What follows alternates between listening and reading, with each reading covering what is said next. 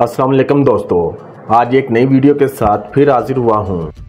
इससे पहले हमने सम के मेथड के बारे में सीखा था कि कितने तरीके से सम किए जा सकते हैं और सम कैसे करते हैं। तो आज की इस वीडियो में मैं आपको सम इफ के बारे में और सम इफ के बारे में बताऊंगा। जिस तरह मेरी पहले वाली वीडियो आपके लिए कारआमद थी, कोशिश करूंगा कि ये वाली वीडियो भी आपके लिए उसी तरह या उससे ज्यादा कारआमद साबित हो, और मैं कोशिश करूंगा कि आसान तरीके से आपको समझाऊं ताकि आपको समझने में आसानी रहे। वीडियो का बाकायदा आगाज करने से पहले मेरी तमाम नए आने वाले दोस्तों से गुजारिश है कि इस चैनल को सब्सक्राइब करते हुए साथ में बेल आइकन के बटन को भी प्रेस कर दें ताकि हर नई आने वाली वीडियो आपको बर वक्त मिल सके। तो स्क्रीन पे आते हैं, जहाँ पे मैंने एक डाटा ओपन किया हुआ है। इसमें हमारे पास कुछ चीज़ों की सेल्स है जो कि मुख्तलिफ एरिया में की गई है। यहाँ पर हम सम इफ्स के बारे में जानेंगे कि ये कैसे काम करते हैं और इसमें क्या फ़र्क है। सम के बारे में मैं पहले ही एक वीडियो बना चुका हूँ जिसमें मैंने मुख्तलिफ तरीके से बताया कि सम कैसे किया जा सकता है। तो उस वीडियो का लिंक भी मैंने डिस्क्रिप्शन में दे दिया है, आप वहाँ से देख सकते हैं। सम और सम इफ के अंदर इतना ज़्यादा डिफरेंस नहीं है, बस इसमें हमने टोटल लेना होता है और सम इफ के अंदर किसी एक कंडीशन को ऐड करके हमने टोटल करना होता है। मैंने आपको बताया था कि सम किसी भी डाटा के लास्ट में किया जा सकता है और इसके अलावा किसी भी सेल में सम किया जा सकता है। जैसे कि यहाँ पर हम सम करते हैं, उसके लिए इक्वल सम और इस फार्मूले में एंटर होते हैं और हमारे पास ये जो अमाउंट है उसकी पूरी रेंज लेते हैं और एंटर कर देते हैं, तो ये हमारे पास टोटल सम आ जाता है। अभी हम आते हैं सम इफ पे। इसका फार्मूला लगाने के लिए बहुत सिंपल सा है कि इसमें सम के अंदर कोई कंडीशन ऐड होती है।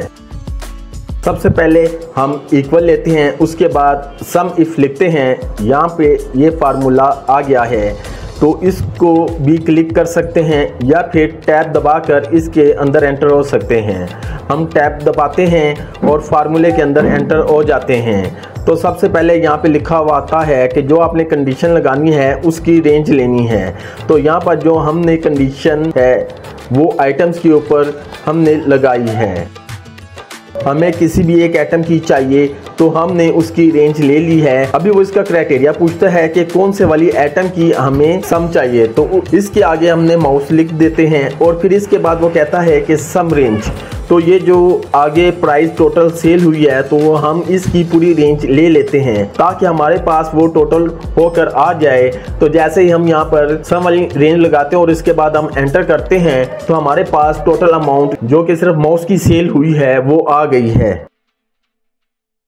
मैं एक दफ़ा फिर रिपीट कर देता हूँ। सम इफ का फार्मूला वहाँ पर यूज़ होता है जहाँ आपने एक कंडीशन लगानी हो किसी भी किस्म की, तो वहाँ पर सम इफ का फार्मूला इस्तेमाल होगा। इसके लिए हम equal some if bracket criteria range criteria फिर सम रेंज और इसके बाद ब्रैकेट बंद और एंटर करेंगे।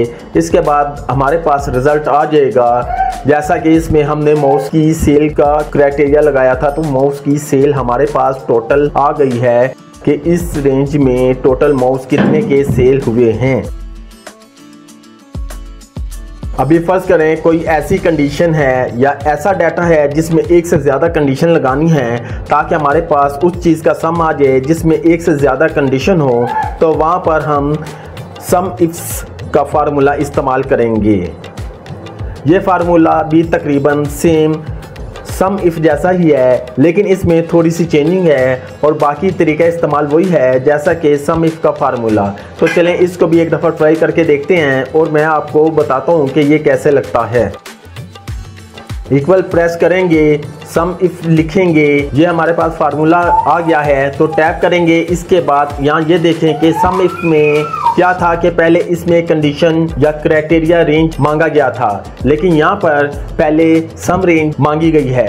तो बस इतना ही डिफरेंस है, बाकी सेम वैसे ही होगा जैसे कि सम इफ में इस्तेमाल हुआ था।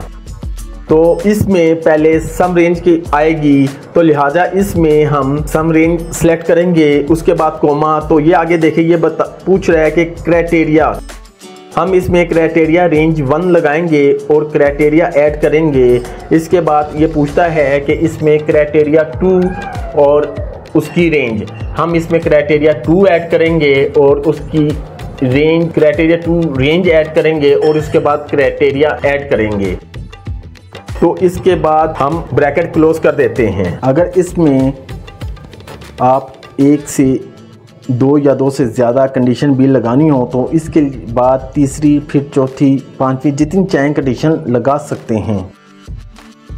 मैं आपको एक दफ़ा फिर इसके फार्मूले के बारे में बता देता हूँ।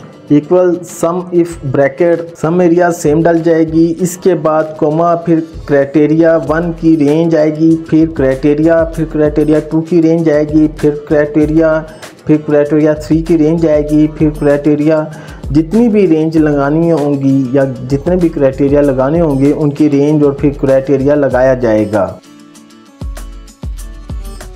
तो लिहाजा इसके बाद हमारे पास 2 ही क्राइटेरिया हैं, तो हम यहाँ पर 2 ही क्राइटेरियाज और उनकी रेंज लगाएंगे और उसके लिए क्राइटेरिया डालेंगे जिनमें एक में कीबोर्ड और एक में ईस्ट लिया है। हमने अब ये चीज़ याद रखनी है, जब भी क्राइटेरिया डालना है तो इसके स्टार्ट में और लास्ट में डबल कोट लाजमी लगाना है।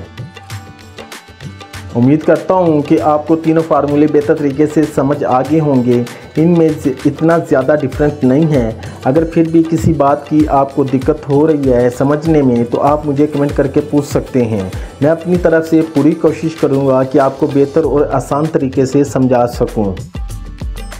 ये थी हमारी आज की वीडियो। अगर आपको पसंद आई हो तो लाइक और शेयर ज़रूर कीजिएगा। जल्दी मिलते हैं एक नई वीडियो के साथ। अल्लाह हाफिज़।